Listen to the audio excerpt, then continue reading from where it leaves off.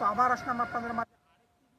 তো এই ভিডিওতে আমি কথা বলবো আপনার হইলো সুপারি গাছের কিছু রোগবালাই আছে, সেই ব্যবস্থা, সেই রোগবালাই থেকে ব্যবস্থা কীভাবে নেবে। তো প্রত্যেকটা গাছেরই কিন্তু রোগ হয়, হ্যাঁ, যেমন মানুষের যেমন রোগ হয় সেই রকম কিন্তু প্রত্যেকটা গাছেরই আপনাদের রোগ হয়। তো সেই থেকে সুপারিও কিন্তু না, সুপারি কিন্তু বেশি যায়নি, সুপারিও অনেক রোগ হয়।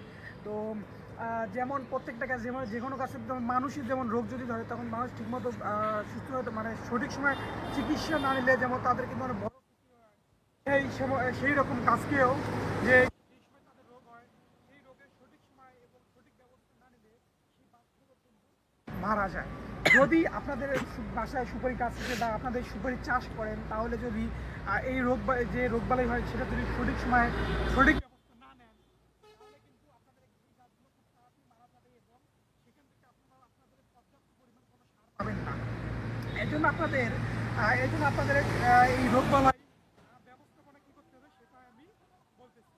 তো সুপারি গাছ ও ফল বিভিন্ন প্রকারের কিন্তু রোগ দ্বারা আক্রান্ত হয়, এটা আমি আগেও বলেছি। তো ভালো ফলন পেতে হলে কিন্তু রোগবালাই ব্যবস্থা একান্ত অপরিহার্য। তো কী কী করতে হবে আপনাদের? প্রথম করতে হবে ফল পচা রোগ যেটা আছে, সেটা হলো রোগের আক্রমণে প্রাথমিক অবস্থায় আক্রান্ত সুপারির বোকায় পানি ভেজা ছোপ ছোপ দাগ পড়ে এবং আস্তে আস্তে অনেকগুলো দাগ একত্রে মিশে বড় আকার ধারণ করে। তো আক্রান্ত স্থান ক্রমান্বয়ে বাদামি ও ছাই রঙের হয় এবং একসময় পুরো সুপারি গাছ কিন্তু রোগাক্ত হয়ে ঝরে পড়বে। তো এর প্রতিকার কীভাবে করবেন?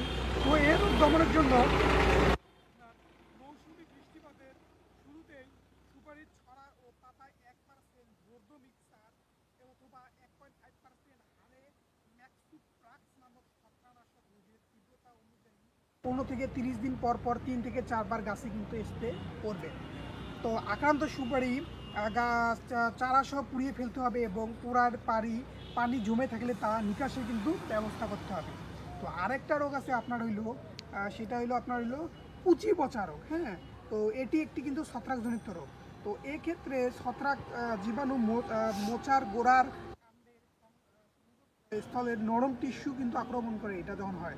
তো আক্রান্ত স্থানের টিস্যু প্রথমে হলুদ হবে এবং পরবর্তীতে বাদামি রং ধারণ করবে এবং শেষ পর্যায়ে পচে কালো হয়ে এইরকম সুবিধা আরও কিছু রোগ আছে, হয়তো আমি আরও অন্য কোনো ভিডিওতে বলবো এবং সেগুলোর প্রতিকারে বলবো।